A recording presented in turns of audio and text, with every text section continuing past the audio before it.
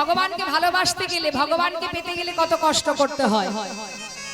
কখনো এটা ভাববেন না যে যারা ভগবানকে ভালোবাসে, যারা ভগবানকে সেবা দেয়, ভগবানকে ডাকে, তাদের জীবনে দুঃখ আসবে কেন, এই কথাটা একবারও ভাববেন না। ভগবান বললেন যে করে আমার আশ আমি তার করি সর্বনাশ, তথাপিও যে না ছাড়ে আমার পাশ আমি হই তার দাসানুদাস। সুদামার জীবনের সমস্ত সুখ কেড়ে নিয়েছিলেন ভগবান, একটু একটু করে তার সর্বহারা করে গাছতলা সার হয়েছিল বাবা। সুদামার স্ত্রীর পরনে একটা মাত্র বস্ত্র ছিল, যার সারা জায়গায় ছিল ছেঁড়া, লজ্জা ঢাকা জায়গা ছিল না।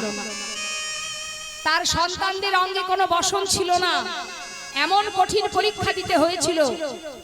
সেই সুদামা অবশেষে এত কষ্টের পরেও কোনোদিন গোবিন্দের কাছে কিছু চায়নি, কিন্তু তাকে ভালোবাসতো। অবশেষে গোবিন্দ